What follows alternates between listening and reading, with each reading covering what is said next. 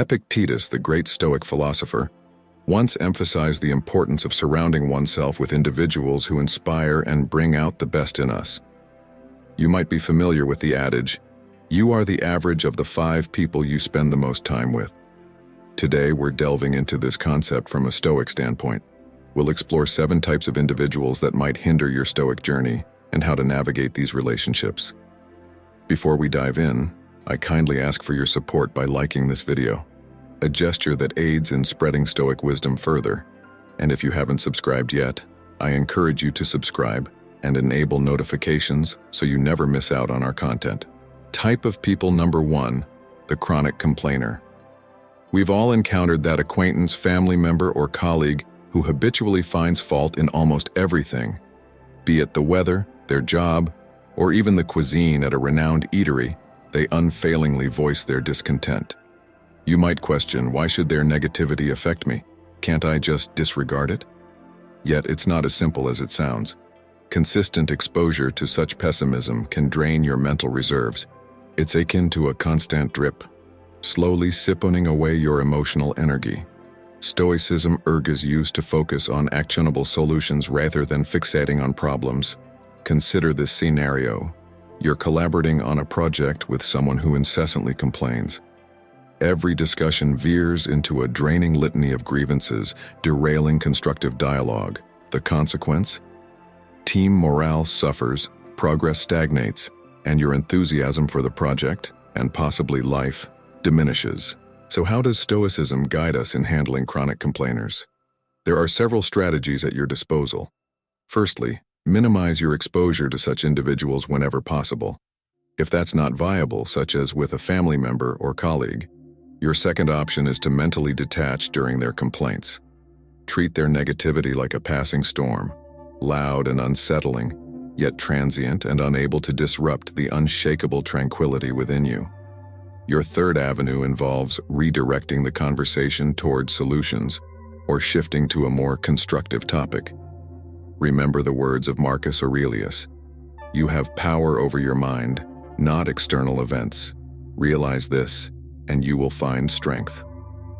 This enduring Stoic insight reminds us to safeguard our mental serenity, ensuring that the chronic complaints of others don't derail our Stoic journey toward resilience and moral excellence. Type of people number 2, the drama magnet. Picture your life as a serene voyage across calm waters, only to encounter a whirlpool in the form of a drama magnet. This person seems to attract an unending stream of crises, conflicts, or controversies, and much like a whirlpool, they possess the unsettling ability to draw you into their chaotic vortex. Initially, their energy might seem captivating, mistaken for passion or thrill, yet you'll swiftly realize that being around them feels like navigating through a storm, a draining and hazardous experience. What makes handling drama magnets challenging is that their turmoil can easily become yours. Their chaos is contagious, and you might find yourself embroiled in conflicts you initially had no part in. Consider this scenario. A friend frequently clashes with others in your social circle. Today it's Sarah, tomorrow it's Tom. Seeking advice, your friend involves you, but you notice this cycle remains unbroken, and suddenly, you're also at odds with Sarah or Tom due to your involvement. In such cases, employing reflective listening can be a valuable strategy. Instead of offering advice or taking sides, echo their sentiments back to them. For instance, if they express, "I can't believe what Sarah said," you might respond, "You're feeling betrayed by Sarah's words." This technique offers emotional support without entangling you in the drama. Another approach, albeit seemingly counterintuitive, is selective unavailability. Stoicism reminds us to cherish our time, sometimes necessitating being unavailable for recurring crises, especially if they remain unresolved. Set boundaries by disconnecting during certain hours, dedicating specific periods to your work or personal growth, and communicate that during these times, you prefer not to be disturbed. To echo Seneca's wisdom, true happiness is to enjoy the present without anxious dependence upon the future. This mindset proves beneficial when dealing with drama magnets. Instead of fretting over impending crises, focus on the present moment, where you have agency. Embrace your life without letting someone else's drama disrupt your tranquility. Make it your priority to navigate your journey calmly, steering clear of whirlpools that jeopardize your pursuit of personal growth and inner peace. Type of individual number 3, the Naysayer. Imagine yourself as an artist, passionately painting a canvas where every brushstroke breathes life into your vision. Then, the Naysayer walks in. They glance at your work and immediately start critiquing it. Are you sure about that color? It doesn't look realistic. Most artists never succeed. Their words, like strokes of gray paint, start dulling your vibrant canvas. This isn't constructive criticism, it's a persistent cloud of doubt and negativity. Consider this. You're excited about a new career path. You've researched, consulted professionals, and taken preliminary steps. When you share your enthusiasm with the Naysayer, they quickly list all the reasons it won't work. The market's competitiveness, your skills, potential failure. Their doubts seep in, shaking your once confident vision. Dealing with a Naysayer, especially if they're close to you, can be challenging. One effective, albeit unconventional method is seeking their advice instead of merely sharing your plans. When in an advisory role, people often offer more constructive feedback than outright criticism. Another approach involves positive confrontation. Rather than absorbing their negativity, challenge them to propose solutions. If they say, "You can't switch careers now," counter with, "Interesting perspective. How might someone successfully transition?" This not only deflects negativity, but also fosters a more constructive dialogue. Recall Epicetus's wisdom. We have 2 ears and 1 mouth so that we can listen twice as much as we speak.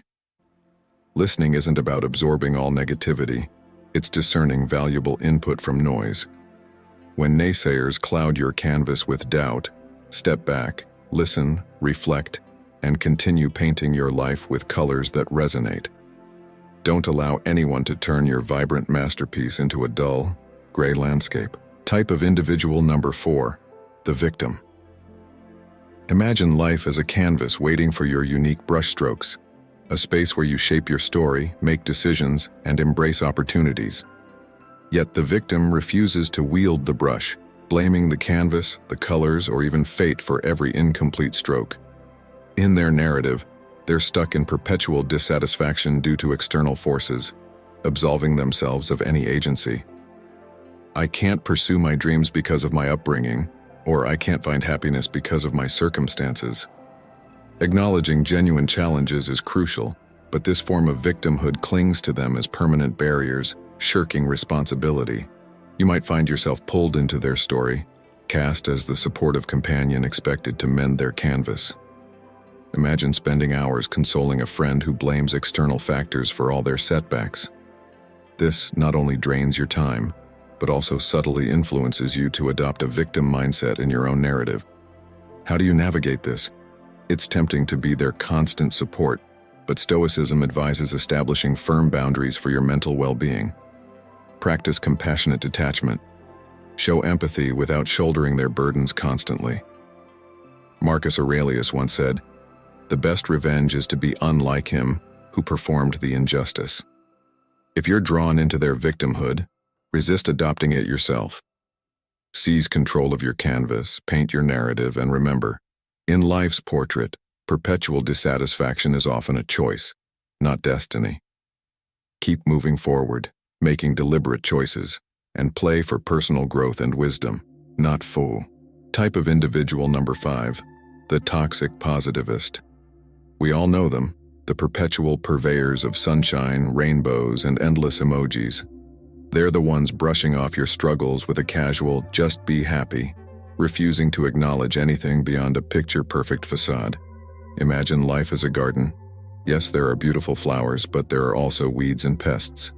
The toxic positivist, however, insists on only acknowledging the blooming roses.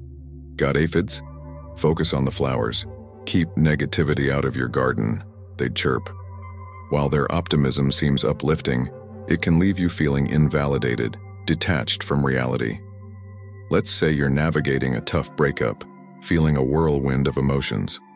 The toxic positivist's advice, plenty of fish in the sea, Just smile.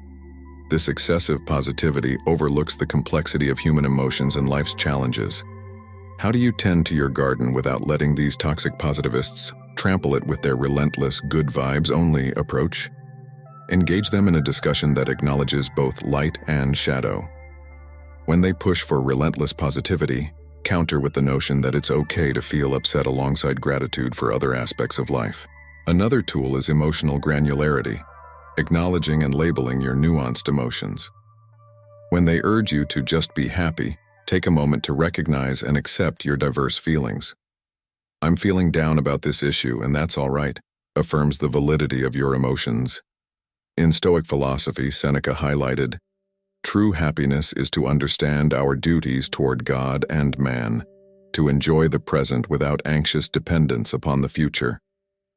Notice the balance, understanding duties even when they're unpleasant while still relishing the present.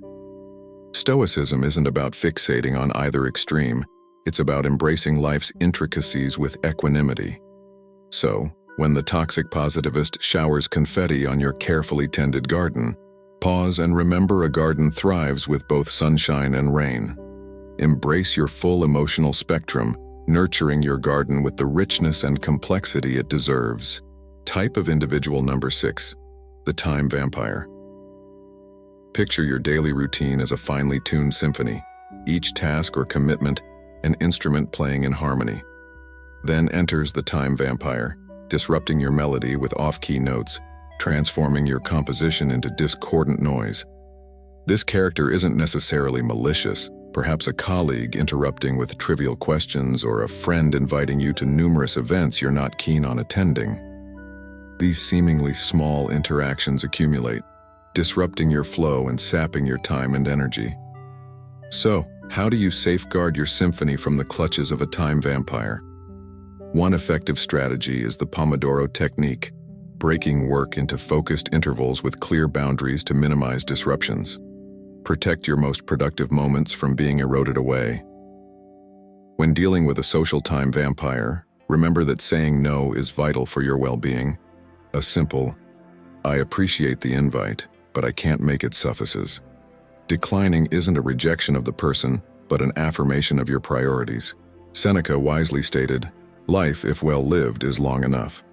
Stoicism emphasizes wise allocation of time, a canvas for painting the portrait of our lives.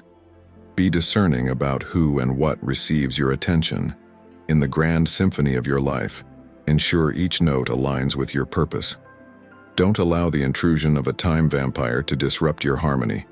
Conduct your life with intent, every moment contributing to your harmonious masterpiece. As we conclude this exploration, remember self-awareness is key. Are you unknowingly playing such a role in someone else's life? Stoicism involves understanding and bettering ourselves. Share your thoughts and experiences if this content has added something to you. Let's enrich our understanding together. Until next time, may your actions reflect your wisdom, align with your virtues, and may your life resonate with the masterpiece you aim to create. Stay strong.